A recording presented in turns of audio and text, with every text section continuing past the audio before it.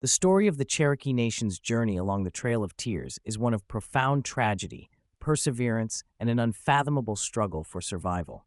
Imagine an entire people, bound by tradition, history, and a deep connection to their lands, suddenly thrust into a nightmare of displacement, disease, and death. This tale is not just about geography or numbers, it is about the raw human suffering that accompanied one of the darkest chapters in American history. In the early 1800s, the Cherokee Nation was a thriving, sovereign entity.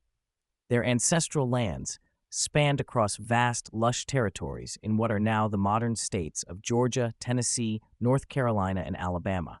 For generations, the Cherokee people had cultivated these lands, building homes, families, and a rich culture. The Treaty of 1819 between the United States and the Cherokee Nation seemed at the time like a promise of protection, a guarantee that the Cherokee lands would remain untouched by white settlers. This agreement was a pledge to preserve their sovereignty forever. But this forever was tragically short-lived. In a mere 2 decades, the land the Cherokee held so dear would be ripped away from them, and a mass forced migration, now known as the Trail of Tears, would leave a permanent scar on their history.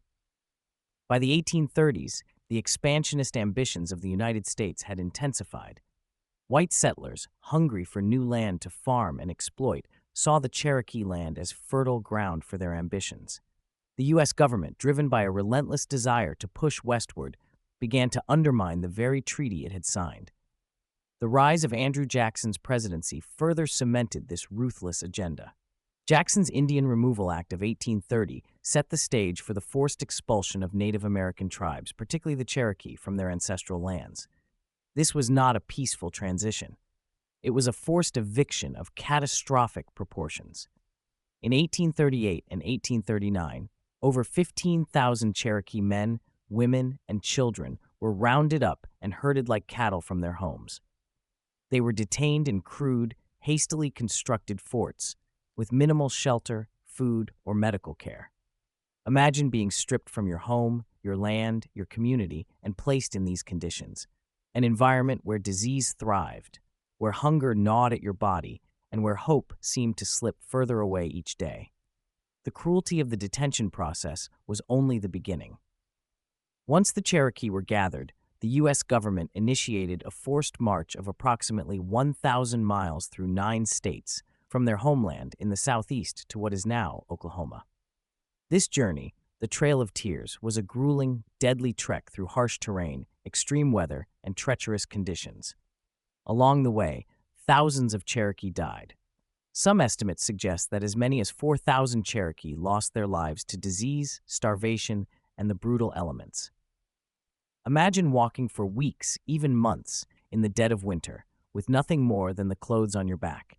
Entire families, children, the elderly, and the sick, people of all ages were forced to endure this march.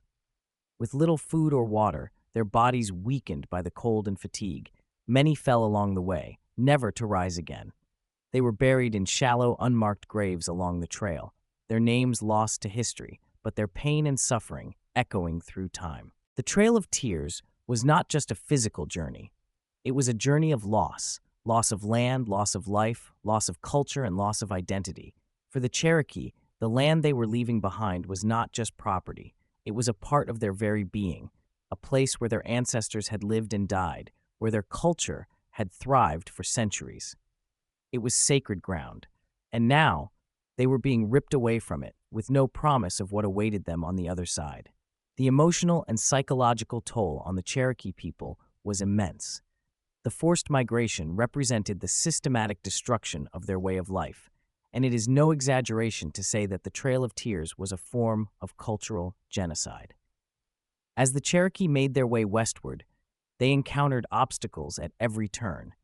The U.S. government's promises of adequate supplies and protection during the journey proved to be hollow. The roads they traveled were often muddy and impassable, the rivers swollen and dangerous. Diseases like dysentery, cholera, and pneumonia spread rapidly among the travelers, their weakened bodies unable to fight off infection. There were days when entire families would die, their bodies left along the trail, hastily buried, if at all. The survivors could do nothing but press on, haunted by the memories of their fallen loved ones, unsure if they themselves would survive the journey. The suffering did not end when the Cherokee reached their destination in what was then known as Indian Territory. The land they were forced to inhabit was unfamiliar, and the conditions were harsh. Many of those who survived the Trail of Tears found themselves in a barren, desolate land that could not support their traditional way of life. Their homes, their crops, their livestock, all had been left behind. The Cherokee were now strangers in a strange land, their spirits broken, their communities shattered. Yet despite the immense suffering and loss, the Cherokee people endured. This is the other side of the story of survival. Against all odds, the Cherokee managed to rebuild. They formed new communities, rebuilt their government, and preserved their language and culture. The Cherokee Nation, though forever altered, continued to exist. Their resilience in the face of unimaginable hardship stands as a testament to the strength of the human spirit. The Trail of Tears is not just a story of the past. It is a reminder of the consequences of unchecked greed and power, of broken promises, and of the human cost of American expansion. The legacy of this dark chapter in U.S. history continues to reverberate today. The descendants of those who survived the Trail of Tears carry with them the memory of their ancestors' suffering and perseverance. The land they walk on today may be different, but the spirit of their people remains. As we reflect on the Trail of Tears, it is crucial to remember the names, the faces, and the stories of the individuals who lived through this tragedy. This was not just a historical event. It was a human catastrophe that destroyed lives, uprooted families, and reshaped the course of a nation. In remembering the Trail of Tears, we honor the resilience and strength of the Cherokee Nation and all Native American peoples who endured the forced removals of the 19th century. Their story is one that must be told and retold, not just as a cautionary tale, but as a powerful reminder of the strength of the human spirit in the face of injustice. The Trail of Tears may have left a path of devastation in its wake, but it also left behind a legacy of survival, resilience, and hope. The Indian Removal Act, signed into law by President Andrew Jackson in 1830, stands as one of the most controversial and harrowing decisions in American history. This legislation did not just authorize the removal of Native American tribes from their ancestral lands. It set into motion a chain of events that would forever alter the landscape of the United States, both physically and morally. It is a story of betrayal, suffering, and survival, a brutal chapter in the tale of American expansionism that should never be forgotten. At the heart of this tragedy was the relentless pursuit of land and resources by white settlers. As the early 19th century unfolded, the southeastern United States was rapidly transforming. Cotton had become king, and the fertile lands of Georgia, Alabama, Mississippi, and the Carolinas were seen as prime real estate for this lucrative crop. However, these lands were not uninhabited. They were the ancestral homelands of Native American tribes like the Cherokee, Creek, Seminole, Choctaw, and Chickasaw, peoples who had lived there for generations, cultivating the land and maintaining deep spiritual connections to it. The discovery of gold on Cherokee land in Georgia only further inflamed the desire of settlers to push Native Americans out. Greed, coupled with a belief in the manifest destiny of the United States to expand westward, led to a growing chorus of demands for the removal of Native peoples. These settlers viewed Native Americans as obstacles, primitive peoples who stood in the way of progress and profit. The stage was set for a calculated, government-backed campaign of displacement. When President Jackson signed the Indian Removal Act into law, it gave the federal government the power to negotiate treaties with Native American tribes to trade their ancestral homelands for lands west of the Mississippi River. But negotiation, in this context, was a thinly veiled euphemism for coercion. The tribes, including the Cherokee, were given little choice but to accept the terms of these so-called treaties. It was either leave voluntarily or face removal by force. The Cherokee Nation, like many other tribes, was divided on how to respond. Some believed that compliance with the U.S. government's demands might spare them further suffering. Others, such as Principal Chief John Ross, fought valiantly through legal channels to preserve Cherokee sovereignty and protect their lands. The Cherokee took their case to the Supreme Court, where, in an unprecedented decision, the court ruled in favor of the Cherokee in Worcester v. Georgia, 1832, stating that the Cherokee Nation was a distinct political community with sovereign rights. But President Jackson, famously defiant of the ruling, is alleged to have responded, "John Marshall has made his decision, now let him enforce it." The wheels of removal were already in motion. The Cherokee, along with the Creek, Seminole, Choctaw, and Chickasaw, were ordered to vacate their lands and begin their journey westward to what is now Oklahoma, a land that was then deemed unsettled by the U.S. government, though it was already inhabited by other native tribes. For the Cherokee, this meant leaving behind their homes, their sacred spaces, and the graves of their ancestors. It meant abandoning the rich forests, rivers, and valleys that had nourished them for centuries. The very thought of such a forced exodus was a source of unimaginable grief for the Cherokee people. In 1837 and early 1838, the first wave of approximately 2,000 Cherokee men, women, and children began their relocation. Unlike the mass forced migration that would later be known as the Trail of Tears, these initial groups of Cherokee were persuaded, albeit reluctantly, to relocate voluntarily. The journey ahead was long and uncertain. They traveled westward by boat, following the serpentine paths of the Tennessee, Ohio, Mississippi, and Arkansas rivers. The river journey was perilous, fraught with the dangers of unpredictable weather, strong currents, and inadequate provisions. Yet, in those early days, the Cherokee may have clung to a small sliver of hope that by leaving voluntarily, they might avoid the worst of what was to come. But this first voluntary exodus was only the beginning of the nightmare. In the months that followed, the U.S. government would forcibly round up thousands more Cherokee, detaining them in makeshift camps with deplorable conditions.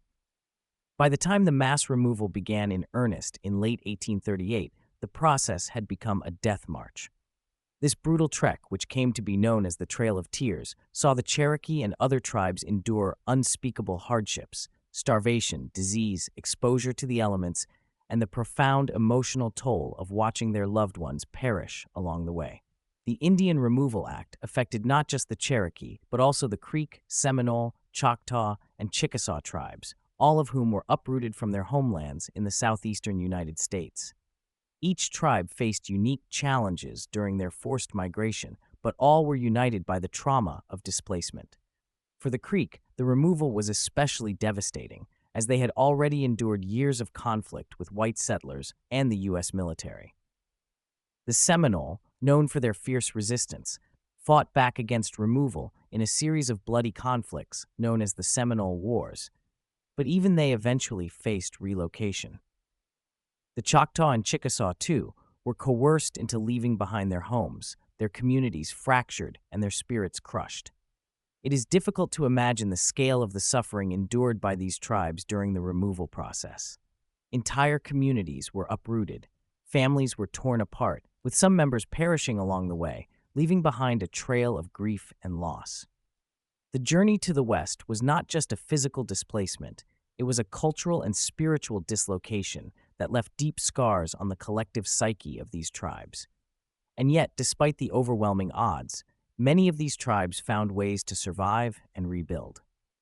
In what would later become Oklahoma, the Cherokee and other relocated tribes began to establish new communities. They built schools, formed governments, and sought to preserve their languages and traditions in this unfamiliar land. But the scars of removal would never fully heal.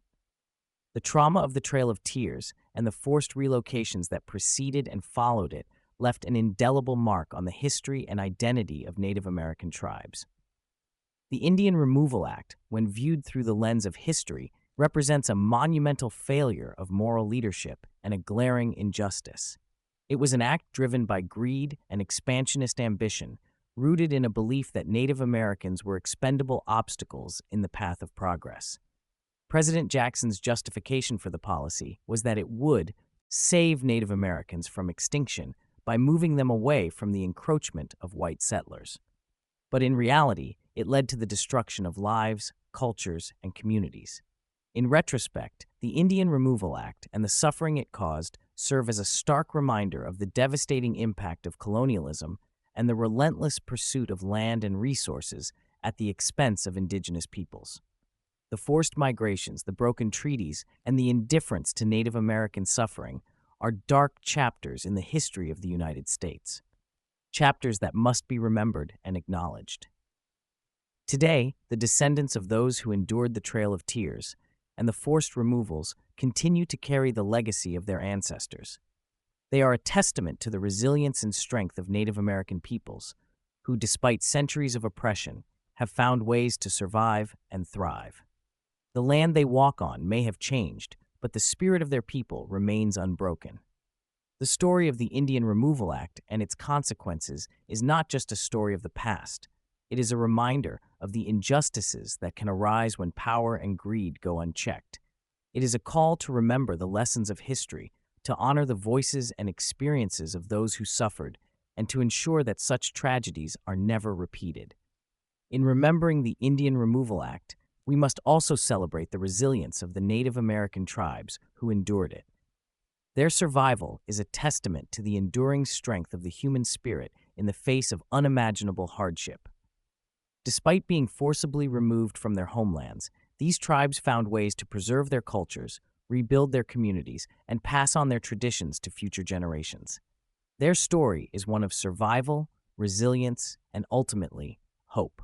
The story of the Cherokee removal, particularly their forced eviction from their homes in 1838, is a dark and haunting chapter in American history, one that speaks of cruelty, inhumanity, and the heart-wrenching loss of an entire people's way of life. It is a story not of voluntary relocation, but of brutal coercion, where the Cherokee were driven from their lands at gunpoint, families torn apart, and communities left to the mercy of soldiers who showed little regard for the people they were displacing. What transpired over the course of those months in 1838 was nothing short of a human tragedy, a journey marked by suffering, betrayal, and death.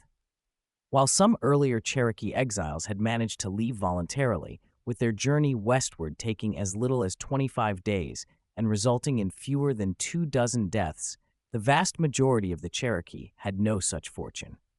The real nightmare began on May 26, 1838. This is when President Martin Van Buren, following the aggressive policies set by his predecessor, Andrew Jackson, sent 7,000 federal troops under the command of General Winfield Scott to forcibly remove the Cherokee from their homes. What followed was nothing less than a military campaign of terror, one aimed at driving an entire nation of people out of the only land they had ever known. As the troops arrived, the Cherokee were given no warning, no time to prepare, and no opportunity to negotiate. These were not willing participants in their own exile. They were victims of a brutal, well-coordinated effort to strip them of their homes, their land, and their possessions. The soldiers, armed and ready to enforce the orders of the federal government, descended upon Cherokee villages, often without understanding the language or the culture of the people they were about to displace. It was a cold, impersonal process. People were not seen as individuals, but as obstacles standing in the way of America's westward expansion. John Burnett, a private in the U.S. Army who served as an interpreter during the removal, later recalled the horror he witnessed. He spoke of men being ripped from their fields where they had been working, completely unaware that the day would end with them locked in stockades. These men had no time to return home to collect their families, no chance to gather even the most essential belongings. In an instant, their lives were turned upside down. They were prisoners in their own land, trapped in wooden stockades, knowing they were about to be sent on a perilous journey into the unknown. The soldiers showed little mercy. Women were dragged from their homes, their children crying and clinging to them as the soldiers, who spoke a language the Cherokee did not understand, forced them out. Imagine the terror of hearing your door crash open, only to be confronted by men in uniform barking orders you could not comprehend, demanding that you leave everything behind. There was no time to say goodbye to loved ones, no time to collect sentimental possessions, no time to make sense of the madness that was unfolding. And then there were the wooden stockades, primitive, makeshift holding areas where the Cherokee were herded like cattle, often packed in with little food, water, or shelter. These internment camps were the starting points for the long, deadly march westward known today as the Trail of Tears. It was here, in these overcrowded, squalid conditions, that disease began to spread. The Cherokee, who had already suffered the indignity of being forcibly removed from their homes, now faced the additional threat of sickness and starvation. The soldiers who were supposed to escort them showed little concern for their well-being. They were there to enforce orders, not to care for the lives of the people they were displacing. In these stockades, the Cherokee were not alone in their suffering. Alongside them were approximately 1,500 enslaved African Americans and free blacks, many of whom had lived and worked among the Cherokee for years. These men, women, and children were also forced to endure the same harsh conditions, dragged from their homes and herded into the same cramped, disease-ridden camps. Their fate, too, was tied to the brutal removal policies of the United States government, and they, like the Cherokee, would be forced to walk the long and deadly trail to what was then considered Indian territory. As the Cherokee sat in the stockades, waiting for the inevitable march westward, their future looked bleak. They were cut off from the land that had sustained their ancestors for generations. Their homes, their farms, their places of worship, all had been left behind. And for what? To make room for white settlers who would move in and claim the land as their own, planting cotton and building new towns on the bones of a displaced people. When the march finally began, the suffering only intensified. The Trail of Tears stretched for over 1,000 miles, winding through harsh and unforgiving terrain, with the Cherokee forced to walk through blistering heat in the summer and freezing cold in the winter. Along the way, they faced hunger, thirst, exhaustion, and disease. The elderly and the young were particularly vulnerable. Many could not keep up with the grueling pace set by the soldiers, and those who fell behind were often left to die by the side of the road. Entire families were lost along the way, their bodies buried in shallow graves, or in some cases, not buried at all. As they marched, the Cherokee had to endure the constant reminder that they were being driven from their homeland. Every step they took was a step further away from the land of their ancestors. It was not just a physical journey, but a spiritual one, a forced separation from everything they had known and held dear. For the Cherokee, the land was not just a place to live. It was a part of their identity, a sacred connection to their past, their culture, and their way of life.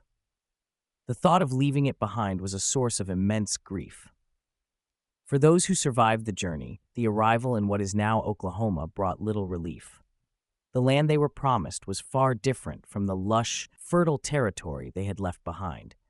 Many of the resources they had relied on in their homeland were scarce in this new and unfamiliar territory. The Cherokee had to start over from scratch, rebuilding their homes and communities in a land that was foreign to them. But the trauma of the removal lingered. The memories of the forced eviction, the stockades, the death, and the suffering stayed with them, passed down from generation to generation as a reminder of the horrors they had endured. The Trail of Tears is often remembered as one of the most shameful episodes in American history, and rightly so. It was a brutal, calculated act of ethnic cleansing, carried out under the guise of law and order. The Cherokee, along with other Native American tribes, were seen not as human beings with rights and sovereignty, but as obstacles in the path of American progress. The federal government, driven by a vision of manifest destiny and an insatiable hunger for land, justified this forced removal with the belief that it was for the greater good. But the price of that greater good was the suffering and death of thousands of innocent people. Today, we remember the Trail of Tears not just as a historical event, but as a cautionary tale. It is a reminder of what can happen when a nation values profit and expansion over humanity and justice. It is a story of immense loss, but also of resilience. Despite the suffering, despite the betrayal, the Cherokee people survived. They rebuilt their communities in Oklahoma, preserving their culture and their traditions in the face of unimaginable hardship. Their survival is a testament to the strength of the human spirit, a strength that endures even in the darkest of times. As we reflect on this dark chapter in American history, it is important to honor the memories of those who were lost and to recognize the pain and suffering endured by the Cherokee and other Native American tribes. The Trail of Tears was not just a physical journey, it was a journey of heartbreak and loss, one that left deep scars on the Cherokee people and on the soul of the nation. Let their story serve as a reminder that the pursuit of progress should never come at the expense of human dignity and justice. The forced removal of the Cherokee Nation in 1838 was a journey defined by unimaginable hardship, heartbreak, and profound injustice. Families were ripped apart, children torn from their parents, and entire communities driven into squalid stockades under the threat of violence. The skies, indifferent and vast, became their only blanket, and the cold, unforgiving ground served as their pillow. What transpired during this dark chapter in American history was not merely a relocation, but a brutal and systematic destruction of a people's way of life, marked by tragedy, death, and the unimaginable suffering of the most vulnerable. One of the most haunting aspects of the Cherokee's forced march, which would later be known as the Trail of Tears, was the separation of families. Children, many too young to understand what was happening, were often torn from their parents' arms, herded into stockades like cattle, confused and terrified. These children were thrust into a chaotic nightmare where soldiers, many of whom did not even speak their language, barked orders, pushed them along with rifle butts, and paid no heed to the fear etched on their faces. The grief of mothers and fathers, desperate to hold on to their children, was drowned out by the march of soldiers carrying out their orders without mercy. For the elderly and the infirm, the experience was even more brutal. These individuals, already weakened by age or illness, found themselves unable to keep up with the frantic pace set by the troops. Bayonets, sharp and cold, were often used to prod them forward, pushing bodies that could barely stand to move faster, as if they were no more than livestock being driven to slaughter. There was no room for compassion, no space for dignity. The old and the weak were seen as burdens, obstacles to the smooth execution of the U.S. government's removal policy. In many cases, those who could not keep up simply collapsed along the way, abandoned and left to die, their bodies added to the ever-growing toll of the exodus. Reverend Daniel Buttrick, a missionary who had spent 2 decades among the Cherokee people, bore witness to these horrors. His writings, filled with sorrow and outrage, reveal the depths of suffering that the Cherokee endured. From their first arrest, he wrote, they were obliged to live very much like brute animals. In just a few cruel weeks, the Cherokee, once proud and sovereign, were reduced to living like beasts, stripped of their dignity, their humanity eroded by the cruelty of those who sought to erase them from their lands. At night, there was no reprieve from the misery. As the Cherokee made their way westward, they were forced to sleep on the bare ground without shelter from the elements. The biting wind, the relentless rain, and the bone-chilling cold became constant companions. With no blankets, no tents, no comfort, they huddled together, men, women, and children, trying in vain to stay warm. The Cherokee, used to the rich forests and fertile lands of their homeland, now found themselves exposed to the brutal indifference of nature. The open air, which had once represented freedom and vitality, now became a source of death and despair. Disease began to spread through the camps, carried by the wind and rain that soaked their fragile, exposed bodies. The camps, where the Cherokee were forced to stay during their journey, were little more than filthy internment centers, hastily thrown together to hold the thousands of displaced people. The conditions were unspeakable.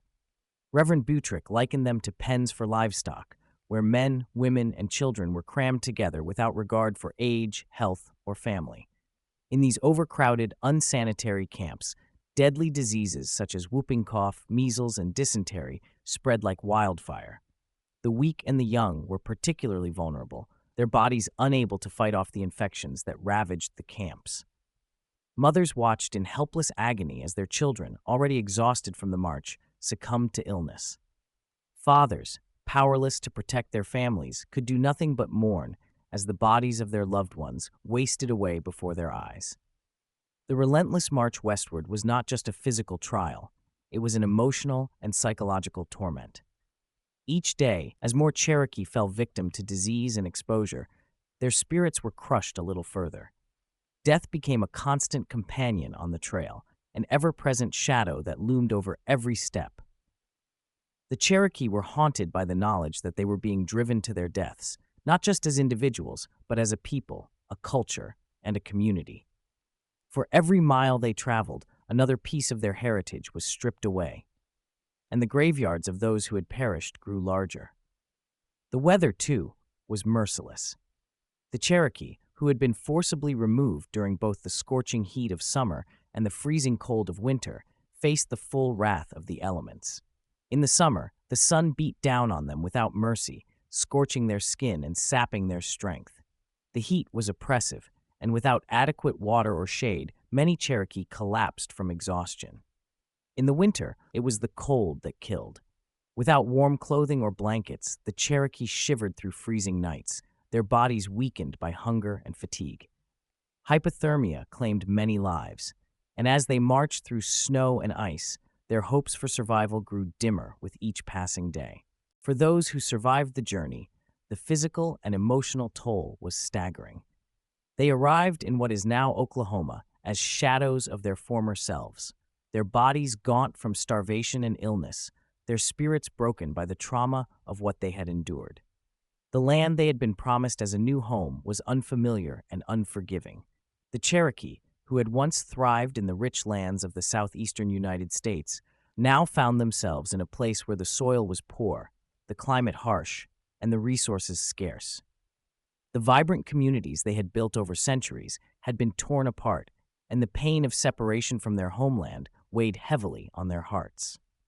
But despite the cruelty of their removal, the Cherokee people found a way to survive. They rebuilt their lives, forging new communities in the land where they had been exiled. They preserved their language, their traditions, and their culture, refusing to let the forces that had driven them from their homes erase their identity. The strength of the Cherokee people, their resilience in the face of unimaginable hardship, is a testament to the enduring power of the human spirit. The story of the Cherokee removal is not just a tale of suffering, it is also a story of survival. The Cherokee endured horrors that would break many, but they did not allow themselves to be destroyed.